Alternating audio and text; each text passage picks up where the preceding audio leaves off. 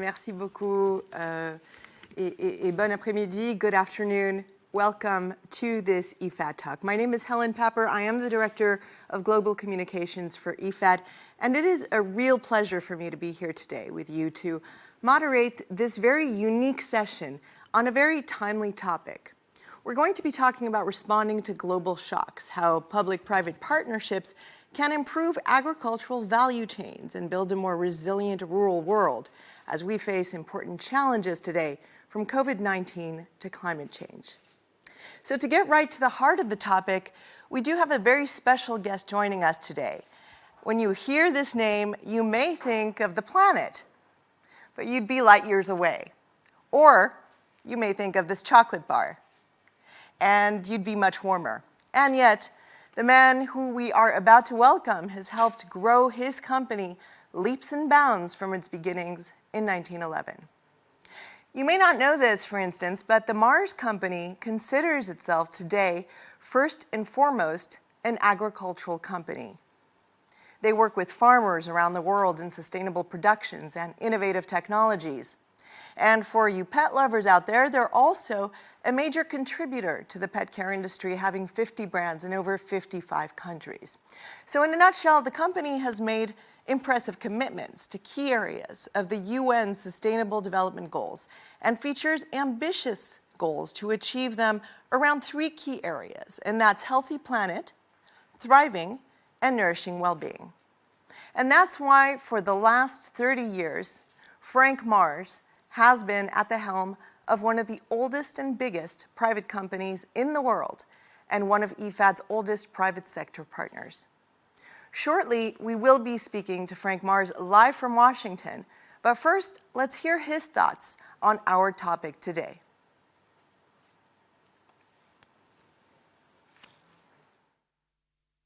Greetings. I'm honored to have been invited to be with you today. I have a deep respect for the mission of IFAD and your president, Gilbert Ongbo, and I look forward to an engaging conversation on how we can all work together to increase the resiliency of our planet and the smallholder farmers that are so important to IFAD and to Mars. While I'm sure you can all identify this as our planet, I tend to think of this as my home. Actually, is home to all of us, and we need to do a better job of taking care of it. While I'm joining you today as the chair of the board of directors of a private global business, I'm also here as a citizen of humanity who truly believes that unless we dramatically change how we do things today, we will not have a healthy, sustaining home tomorrow. We are all here online because of COVID-19, which, in addition to turning our life virtual, is having a devastating short-term impact on the world. However, it is just as important that we do not lose sight of the other life-altering changes in our environment that we all need to come together to address. And while it is true that our planet has gone through periods of warming and cooling over time, we are now in uncharted territory, and our historical data is increasingly less useful to predict future possible outcomes. 1.5 degrees is already in the atmosphere. It is a question of when, not if it happens. 3 weeks ago, Gilbert made the following statement with respect to smallholder farmers, which is something I completely agree with, and one of the reasons I keep working and spending time in the field, which I miss very much right now. Going forward, we must work harder together. It is appropriate that the theme of this meeting is resilience, as it is the best word to describe how we all need to start thinking. With every decision, we must ask, will this make those you are trying to impact more resilient? Will this action help us deliver against the Sustainable Development Goals and create a more resilient planet? Those are the questions we ask ourselves at Mars. Our carbon footprint and our dependence on agriculture and smallholder farmers is substantial. In 2017, we announced our Sustainable Generation Plan to create a more resilient and long-term source of supply that benefits both the planet and farming communities. As part of that process, organizations like IFAD have been a welcome and helpful partner. In fact, since 2017, Mars and IFAD have been working together in Indonesia under the Rural Empowerment and Agricultural Development Scaling Up Initiative program. As they say, a picture is worth 1,000 words. So let's take a look at this program through the camera's lens. Essentially, Mars is an agricultural company, and the success of our company relies on the thriving livelihoods of millions of farmers, 6 million in particular and 40 million indirectly.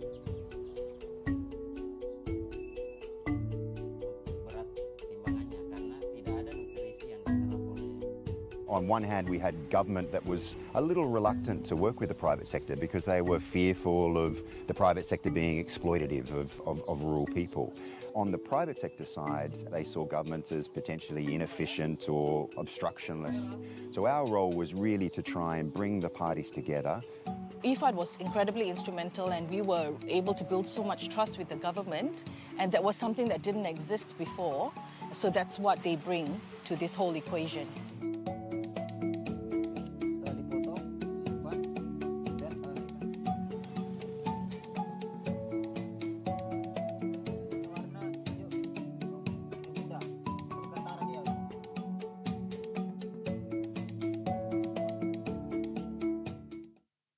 There are many areas of the world where the remit and goals of IFAD overlay those of industry. Consider the Sahel. Mars sources a critical ingredient from this region, and it comes from this acacia tree. Today, it provides either primary or secondary income for many people who tap it for its sap, which becomes a natural flavorless gum. Without this, we would not be able to manufacture M&Ms as we know them today. Rice. I do not believe I need to explain the need to evolve resiliency into this essential food staple for half of the population of our home. For Mars, aromatic rice varieties from Pakistan and Cambodia are some of our most popular and fastest growing rice products. But we need to learn how to grow more, using far less water, even less nitrogen fertilizer, and ensure that rice farmers earn a real living income. As you can see from this slide, we are making some progress, and IFAD and Mars are working together in Cambodia. Where else can we work, and how can we work even harder? The next years may be the most important ones in humankind's evolution on this planet.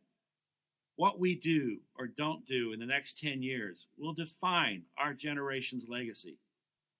And I believe we need to dramatically shift from the idea of being sustainable to being regenerative if we want to achieve overall system resiliency. And that's why Mars has been actively researching how to regenerate marine ecosystems for the past 10 years. No doubt, many of you are wondering why Mars would care about the health of coral reefs. The answer is quite simple. The livelihoods of smallholder farmers and fishing communities who provide us the raw materials we depend upon these tropical marine systems for their own livelihoods, be it for income or as a source of protein. And carrageenan from seaweed is utilized in many of our pet food and ice cream products, as well as a wide range of other consumer products. Again, rather than give you a technical description of the work, I'd like to share a short video.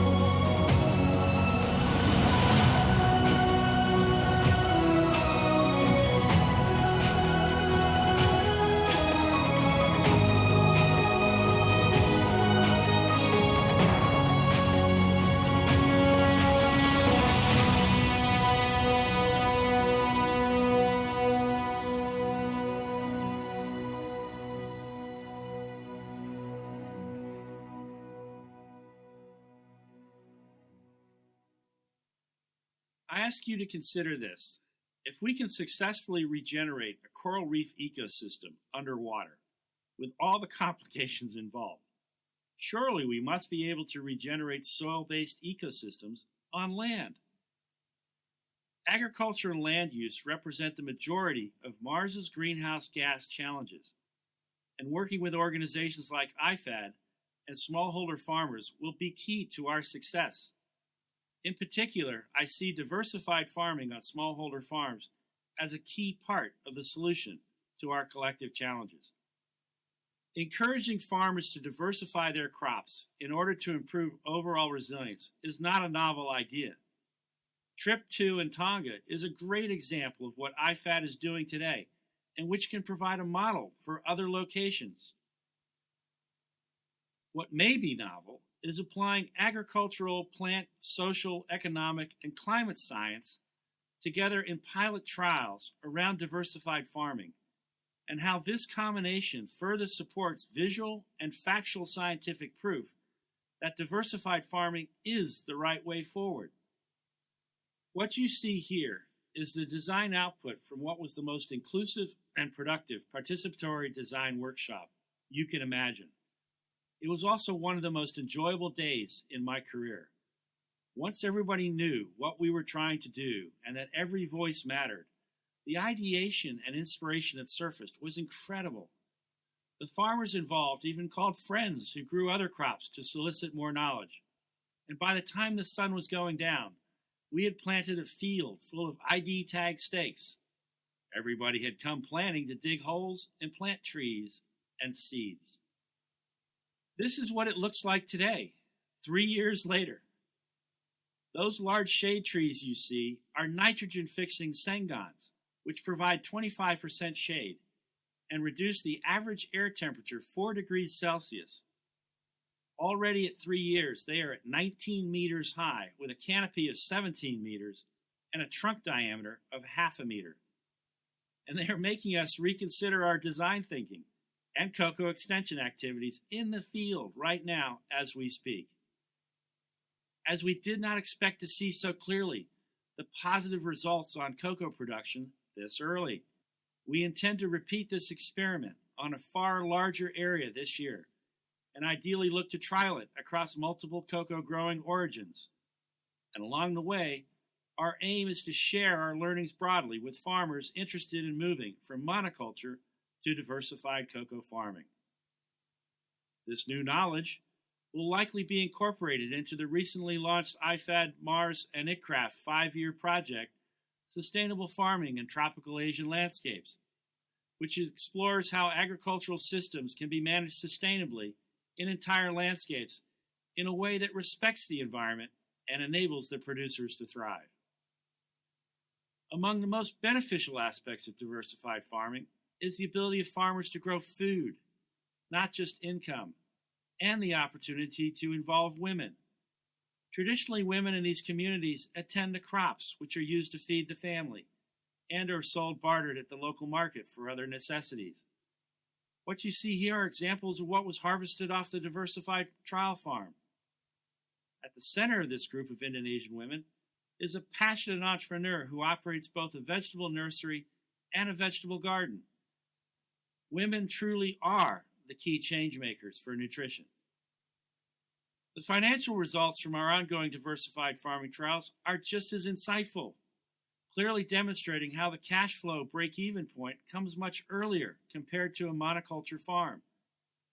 In my opinion, resiliency will only be realized when we transition smallholder farmers from a synthetic-dependent monoculture farming model to one that is nature-based, diversified, and ideally sequesters carbon and regenerates soil health. We need to think of vegetable gardens as the equivalent of keystone species in the small farmer ecosystem. And we need to identify and support those farmers who want to make the change. More importantly, we, industry, need to start thinking like a farmer, because if the solutions we come up with don't have their belief and support, change will not be possible. Fortunately, there are farmers out there leading the way. Nama saya Hamsa Dawi. alamat Desa Pancakarsa, Kecamatan Mangkutana. Umur 55 tahun. Oleh karena itu saya berpendapat bahwa kalau pribadi saya, untuk kelapa sawit itu dengan lahan seperti ini kurang menguntungkan bagi saya pribadi. Kelapa sawit itu bisa menguntungkan kalau kita tanam antara 40 sampai 50 hektar. Makanya saya berpendapat bahwa saya akan mencoba tanam koko kembali. Karena kalau kita tanam koko, di samping koko itu ada beberapa tanaman selingan yang bisa hidup berdampingan. Saat kita baru menanam, kita bisa selingi dengan menanam jagung, menanam pisang, dan lain-lain semacamnya, sayur-sayurnya. Sehingga biaya-biaya operasional yang kecil itu bisa ditutupi dengan menanam tanaman selingan seperti itu. Jadi dalam masa 14 sampai 16 bulan ini, ada hasil yang didapat di kebun ini, di samping tanaman koko. Jadi di kebun saya ini, saya bikin 2 hektar ini, saya tanam pisang kurang lebih 300 pohon. Dan alhamdulillah, dalam 1 bulan itu dari penghasilan pisang yang bisa didapat itu seperti pisang tandu. Pisang tandu itu harganya saya jualkan sekarang Rp1.000 per biji. Jadi kalau dalam 1 tandang itu Pak bisa dapat 15-16 biji, kita bisa dapat 16.000. Itu pembeli yang datang di kebun. 16.000 kita coba kali 300, berarti 16.000 kali 300. Berapa itu yang kita bisa dapat dalam waktu 2-3 minggu. Sehingga dengan demikian bahwa menanam koko ini tidak ragu sedikit pun. Oleh karena banyak tanaman selingan yang bisa membantu kita, apalagi kalau tanaman-tanaman itu ada sayur, ada buah, datang keluarga, datang teman, pekerja, mau pulang kerja bawa sayur, sehingga memungkinkan itu teman-teman keluarga masuk di kebun. Ya kalau masuk di kebun pastilah barangkali dia gunting-gunting batang atau peroneng-peroneng sedikit, 1-2 pohon, kan itu lebih bagus. Jadi sehingga saya bilang sangat menguntungkan sekali bagi petani, kalau menurut saya. We are here today for rural farmers and entrepreneurs looking to improve lives and livelihoods. The actions we take within our respective organizations and the outcomes of partnerships like the one Mars and IFAD have formed do make a difference. Even more, driving dramatic and sometimes uncomfortable change can preserve the planet we call home and secure a brighter future for us all, if we have the courage to do so. Thank you for the opportunity to speak with you today. I hope my remarks have provided some food for thought in our continued discussion, and I look forward to our live session. Thank you so very much, Frank. And absolutely, this has provided very insightful moment, I'm sure, for all of us, with definitely a lot of things to take on. One of the things that I will take away from this is a discussion that we should start having about moving from sustainability to a more regenerative approach. And I think that's something that we can discuss as we expand our resource base. And I think that's one of the reasons that we need to expand our bases and leverage these interesting partnerships. And we're going to have now an amazing opportunity to go directly live to Washington. As I mentioned earlier, IFAD has had this long relationship with Frank Mars and Mars Incorporated, and he will be joining us live. And since our president, Gilbert Ongbo, has known Frank personally for many years, what more fitting than having him directly introduce Mr. Mars? Mr. President, the floor is yours. Thank you. Thank you so much, Elaine. For me, it's really a great pleasure to welcome Frank to IFAD. Thank you so much for accepting joining us so in early morning Washington time. I do recall our first meeting back to September 17. It was my first year in IFAD, and I was quite struck by the Frank's strong commitment to small-scale producers. And the video we just saw again confirm this, especially in seeking new ways to empower them to improve their livelihood and cope with the climate change. In terms of partnership, our partnership with Mars has created a new economic opportunities. We saw some of the example in Indonesia for thousands of small-scale producers in different countries. And over the years, I have come to know Frank as a very dedicated advocate for this partnership between IFAD and Mars, with a regular check-in here and there, either directly amongst ourselves or our team regularly meeting for that. So we, if I recall, our last tete-a-tete with Frank, it was back to July over Zoom.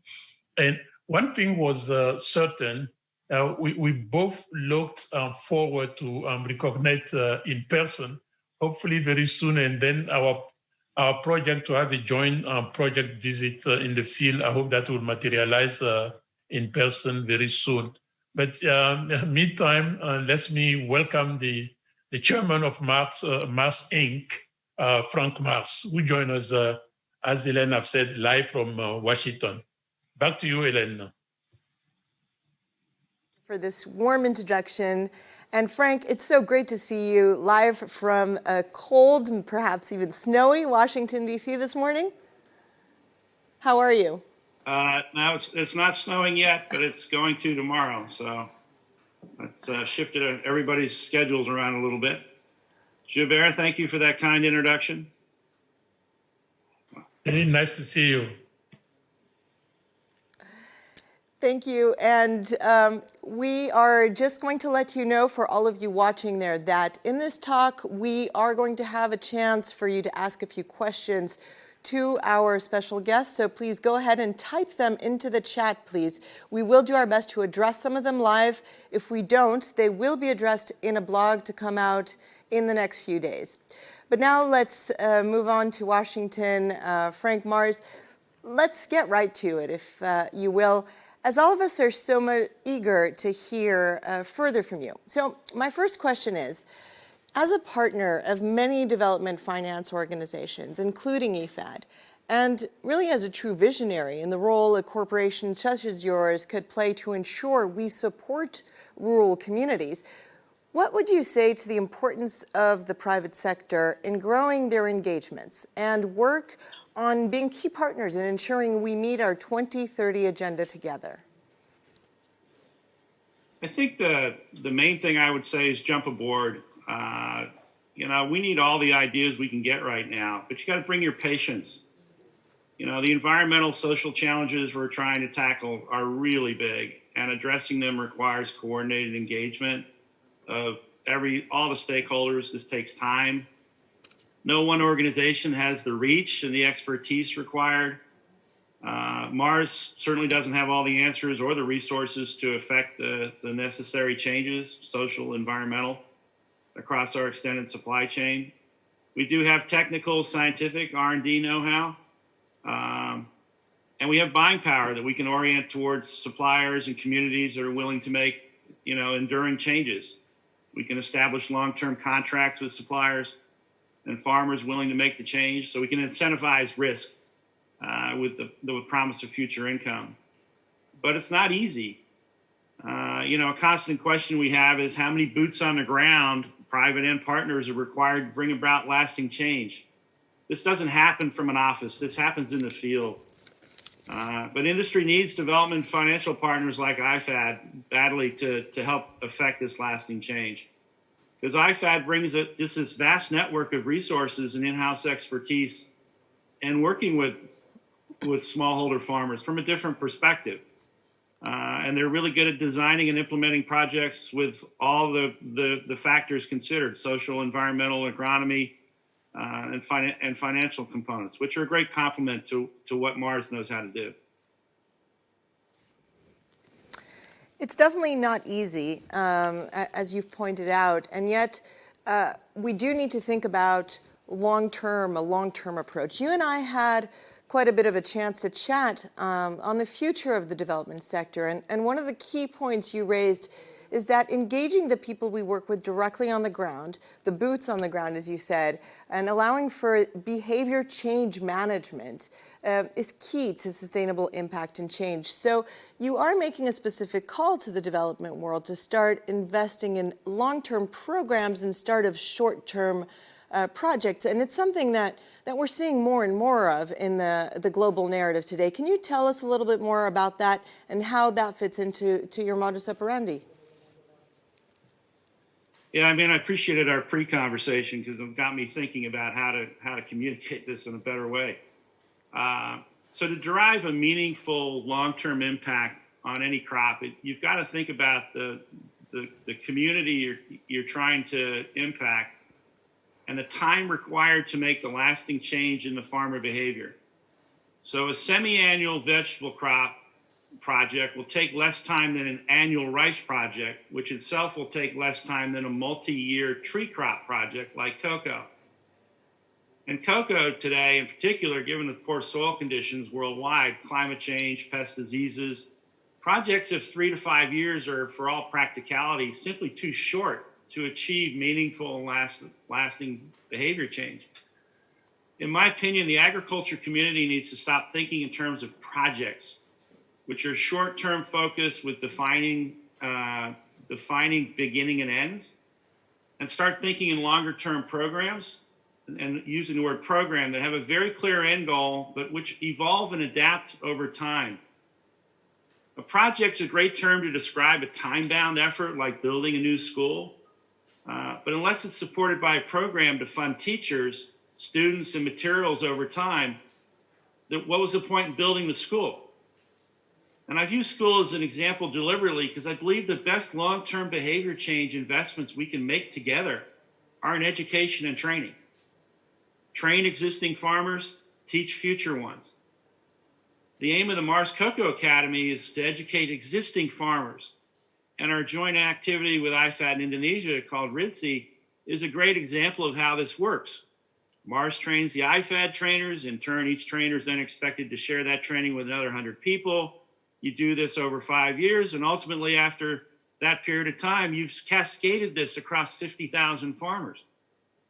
But we also need to efficiently reach future farmers. And that's where vocational schools come in. And we underestimate the importance of vocational schools in this equation. In Indonesia, we've been actively working with the regional governments to support their efforts behind vocational education. And I think we're starting to see an impact. I think that this vocational training is definitely something that we need to consider scaling up across the world, and it's something that you've definitely taken a very first step at moving forward in terms of this type of partnership. And as we start moving forward on that, we're hoping that you are going to be able to show that as a model in terms of the different type of private sector engagement. But there's also quite a few areas that you've moved forward on. And actually, earlier in the film, you touched upon the need to help farmers diversify their crops as one way to mitigate climate change and improve smallholder livelihood. And that does also go through training. But can you elaborate on that specifically? Yeah, so diversified farming is, and I've got a separate interest in soil health. And, we think about the ecosystems we know so much about. We know a lot about everything on top of the ground.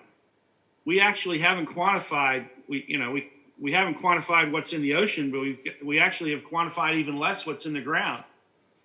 And it's very clear that the microbes in the soil are the key to everything that we do, everything that you do as it relates to farming. And diversified farming is by far, in my opinion, the best way to get there. The evidence is pretty clear that it works. The question is, how do you switch from what everybody has been taught and trained today to doing things differently. And in some cases, countries and cultures have known about this for years. It's just we don't think about doing it on a mass scale, and we have to start thinking about how to do this on much larger scales. We could go on talking about so many of the activities that need to be scaled up. But we are going to open up the floor to questions, because I'm sure there's a lot of people who have questions for you out there. Just before we move on to the floor, though, is there anything else that you'd like to add?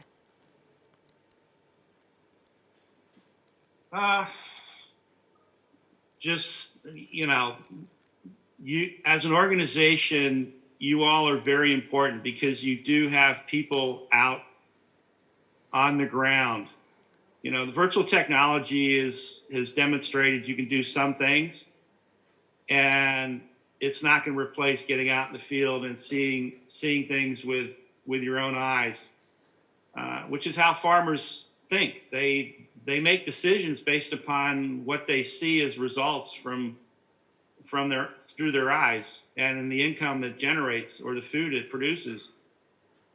And just keep doing it.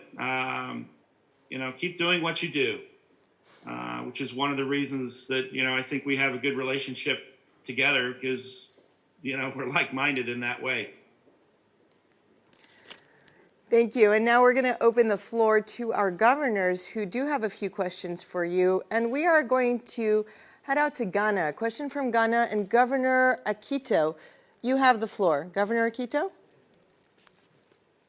Thank you very much for giving me the floor. I would like to congratulate Mr. Frank Mas for such a brilliant presentation, especially the work that they are doing in Indonesia.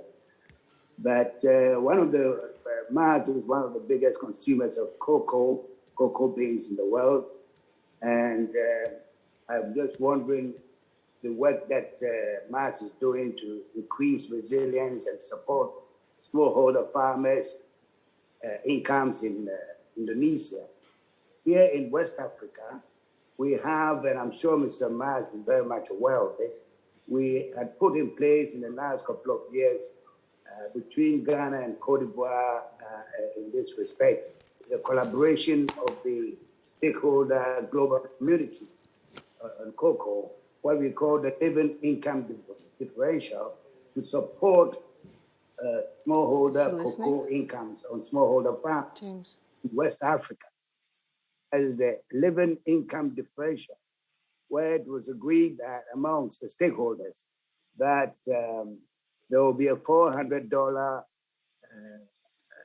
per metric ton for cocoa bought from Ghana and Cote d'Ivoire as a means of supporting smallholder farms in these areas. Unfortunately, this seems to be collapsing because of lack of collaboration from some chocolate manufacturers and cocoa processors who are now going to the terminal to buy instead of the traditional way of buying from West Africa. How does Mr. Mas reconcile the fact that the willingness of his company to support smallholder cocoa agriculture, and at the same time, the arrangement to support these farmers' incomes are not being complied with? Wow. I'm not sure I can answer all those questions all at once. So let's talk about the lid for a second, which Mars is committed to. We were the first company to support the lid. We've stayed committed to the lid. We have not changed our buying practices one bit. Don't give up on the lid. Eventually, everybody will figure out that it's a good thing. And, like I said, patience, change takes time. Companies trying to change takes time, but Mars is committed to the lid. So you have our commitment there. Mars, it's hard to say your own name all the time. I've been in cocoa for a long time. my uncle handed me in a meeting in McLean many years ago the responsibility for generation to generation of understanding cocoa, which is one of the reasons why I've stayed interested in it. And it's going to be my responsibility to pass it on to someone else in the family in a few years' time. We've invested more in fundamental cocoa science than just about any of all the other companies combined in the past 2 decades. We own and operate 5 research centers around the world: Brazil, the US, Ecuador, and 2 in Indonesia. And we have extensive in-country relationships, including Ghana. We work with ICRAF lots of places. You know, and we're doing a variety of activities, like with CARE, with the Village Savings and Loan in the Ivory Coast, to empower women and protect children. But these are only partial solutions to the long-term problem, which is cocoa farming as we know it has to change. Even if we were to put the best genetic tree we know of in the ground, the yields will not be much different, nor the income, because West African soil is tired. We need to regenerate the soil, which means we need to move the industry to diversified farming. You know, and we're not the only ones doing this. There's a great organization out there called PER Project, who's working on regenerative cocoa farming around the world, including in West Africa. So I'm convinced that diversified cocoa farming is the way forward. We just have to get from where we are to someplace else, and it will, you know, building and staffing new schools, vocational schools in cocoa growing regions will be critical to educating future cocoa farmers, which we need to attract, on how to design, plant, and farm their way towards a more sustainable livelihood. So hopefully that gives you some confidence in terms of our commitment to the industry and to Ghana.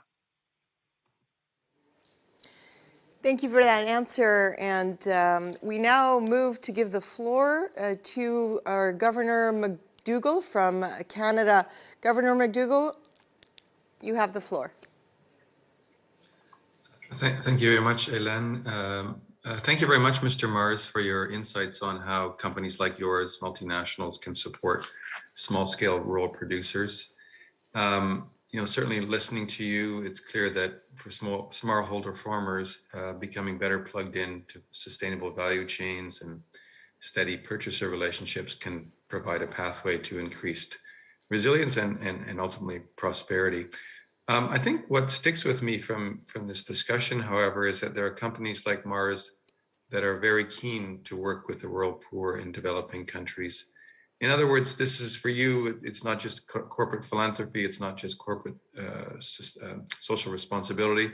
There's a real value proposition here for firms as well as for farmers. There's both global and local market demand for products from small-scale producers, including women, youth, and indigenous groups, especially if they are produced in a certifiably sustainable way. This is a message that Canada and Jamaica have been trying to convey through our co-leadership of the Group of Friends for the financing of the Sustainable Development Goals. There's so many opportunities for investors, for companies, and for developing country governments and citizens to work profitably together and to mobilize more resources for positive development outcomes. IFAD, a great partner of Canada, is well positioned to help broker some of these relationships, as it's done with you, Mr. Mars, because of its global reach and deep understanding of the challenges and opportunities of rural development. So if I could just ask you a question. You're clearly you've been working in this field for a very long time. You're a leader in this field. Are you unique? Are there other private sector companies that are looking to increase engagement and investment and support for smallholder farmers? Thank you.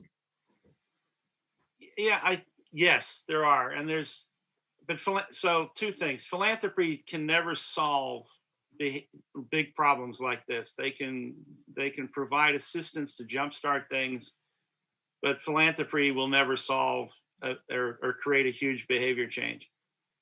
And this isn't philanthropy for us. This is how we do business. If we don't get this right, we won't have the materials we need. And this is why I think you're seeing, even if you think about what's happening in Canada with the the various grains you grow, you're seeing a switch towards regenerative farming there. You're seeing a lot of the major agriculture companies beyond Mars, General Mills, Unilever, Danone's way ahead of us in some places. It depends on the raw material, but everybody is moving towards getting back to the farm.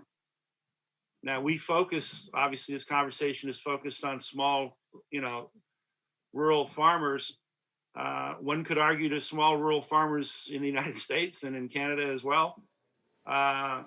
And everybody is faced with the same issue, which is how do we make our agricultural systems more resilient? And that's going to come through how companies buy and how companies can change the criteria for what they want in a way that's positive and affects positive change.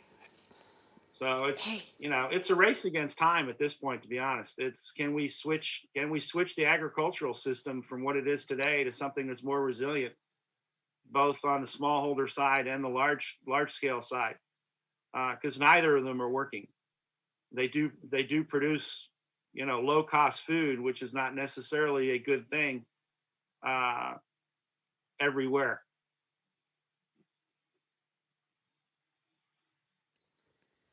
Thank you very much, and thank you, Canada, for that question. We now have a question coming in from the United States from Ambassador Harhai, who is currently in Rome. You have the floor.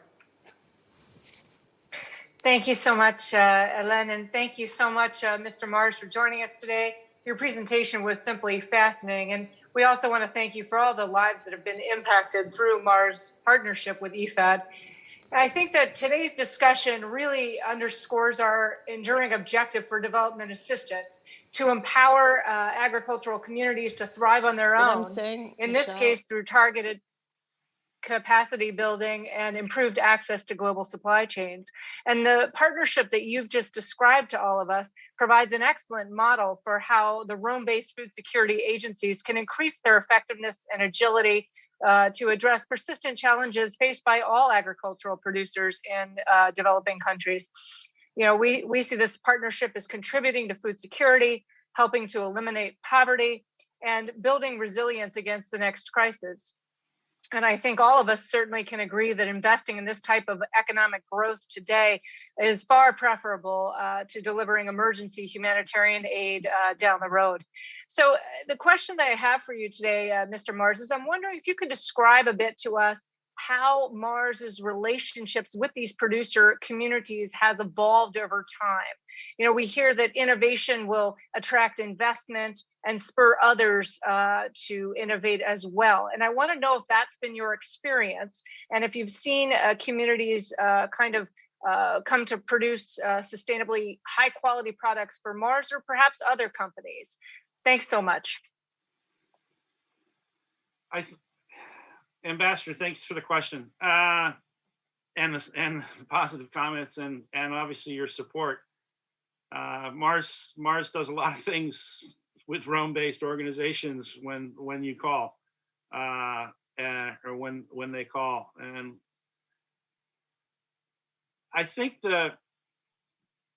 if you go forward in time, blockchain and traceability to the farm is going to be the unlocker to all of this, because it's going to require every company to know where the raw materials are coming from. And the only way to know that is for the suppliers or the companies themselves to actually have the knowledge with the farmers who are producing the materials. As land becomes more valuable, as good land becomes more valuable, you will see increased competition to get back out into the field to try and have relationships with farmers who are producing the materials that we need. So it's a point in time. I think the world's moving from it needs to move faster, in my opinion. But it's moving from a commodity mindset to a critical raw material mindset. And it depends on the particular material. but there's just, we keep having more people on the planet, and there's less land to grow the food, which means we need to be more productive. And the green revolution technologies that we use have more or less run their course. I don't think you're going to see the kind of change that we have seen, and not all those changes have been good, in my opinion.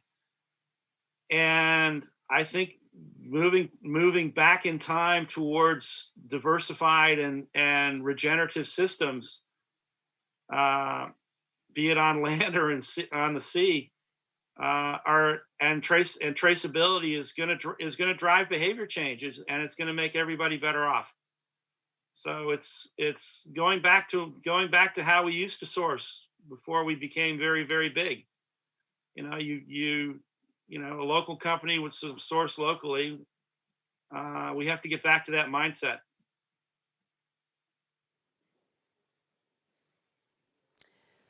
Thank you very much for that question, Ambassador Harhai. And now we are moving on to a question from the Central African Republic.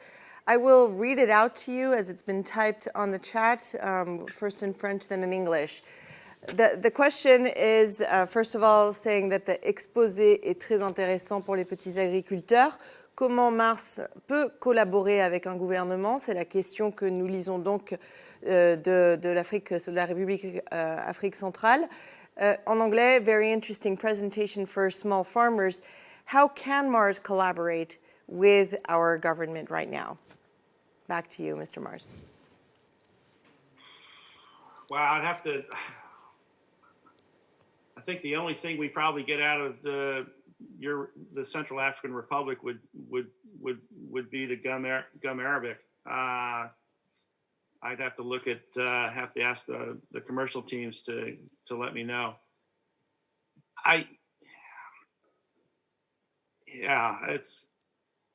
If you think about Africa and you think about the region and you think about climate change, the most critical thing for Central Africa is actually protecting the ecosystems that exist, that generate the moisture systems further south. The rainfall patterns are really the ones that I worry about in Africa, and whether or not we've changed those patterns too much that are going to impact the long-term resiliency of the entire continent. You think about the devastation right now because of the locust plague. We've got to figure that one out. What is the solution to that? Trying to tackle them once they're in the air isn't an answer. So to me, it comes down to climate and providing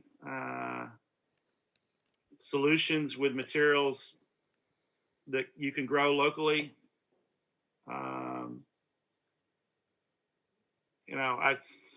It's not a country I know a lot about, other than what I know in terms of how the African parks guys are doing a great job trying to regenerate the park ecosystems, including in Central African Republic. Thank you. And what we definitely got through the Central African Republic's intervention is enthusiasm. And I think these kinds of discussions also spark dialogue and creativity and ways to think forward. And I think that's what our guests who are here today are getting, in terms of also taking some of these ideas and growing them in their own countries and sectors. We have a question coming in from the Maldives. They're asking, the private sector has the power to drive change, and they're very impressed with the Mars programs, with what you've showcased, and with clear end goals.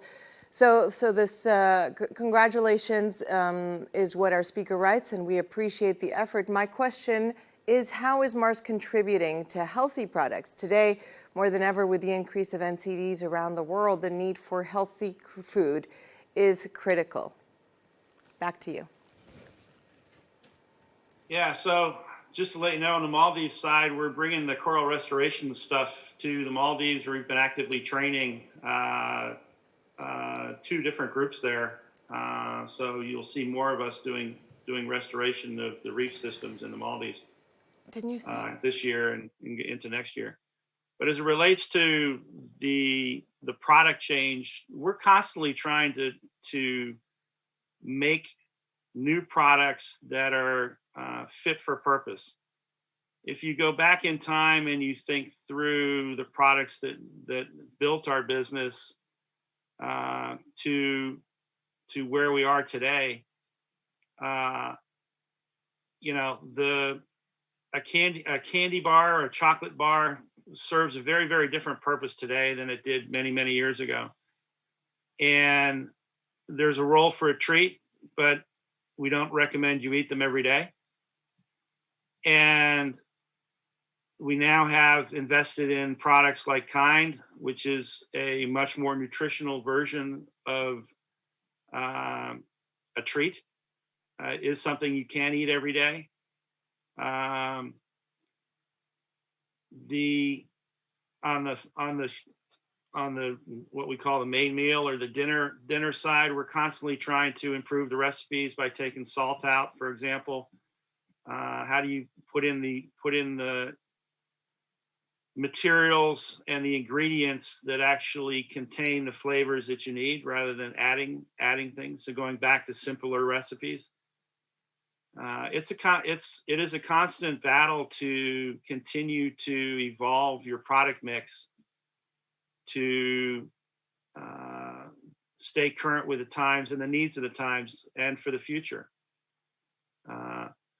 You know, most people actually think, you know, they because of the name and because of the brand, particularly the Mars bar, people think of us as a chocolate company, but actually half our associates in the business are in veterinary hospitals taking care of pets.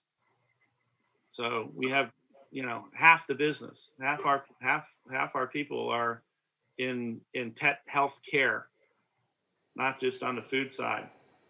So we cover, and obviously it's in our best interest to keep pets healthier. So we're getting some very, very interesting learnings from how to develop even better pet food products for pets, because they face the same challenges that humans do. Thank you. We have one more question coming in from Nigeria now. So he talks about, he's referring to sustainable systems that are outdated. Our speaker from Nigeria is asking, should we move to these regenerative systems, as you mentioned earlier, and how do you think that can be best activated rapidly?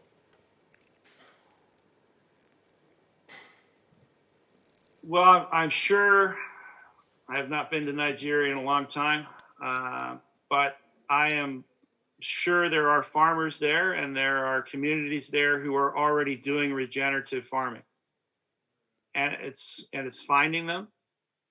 It's creating a way to learn from them and then train the trainer approach to teaching others about how to do what they do. You know, you can find regenerative farmers all over the world. We just have to scale it, and you have to start locally, because like I said, farmers see with their eyes. So the best thing to do would be to organize something locally once the pandemic is under somewhat control, and teach and learn. You know, every day is an opportunity to learn something new.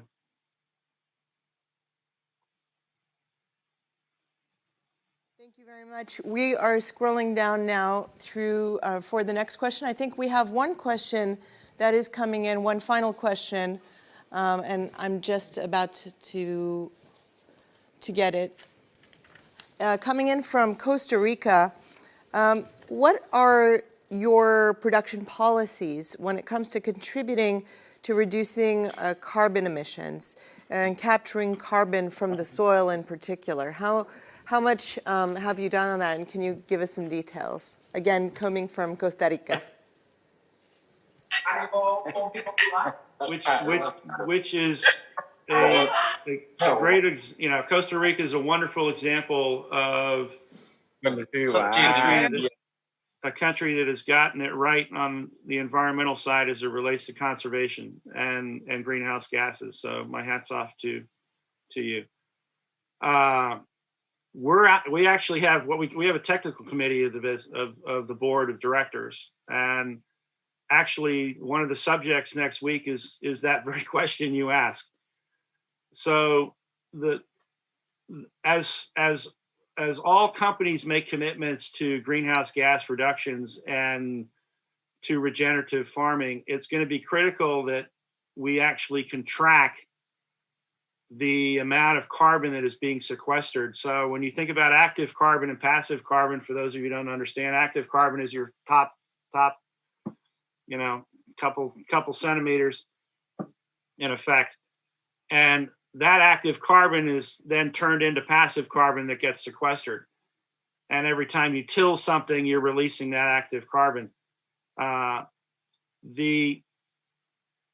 What's required is a standard that everybody's accepting that will allow people to track year on year the change in that field of the amount of sequestered carbon. That doesn't exist today. There are no standards. This is the one key thing which I'm working on, and actually separately, to try and help mobilize a conversation to where we can come up with a standard to sequestering carbon in fields. Because once we can prove that, then there's a value to that for everybody who's buying raw materials.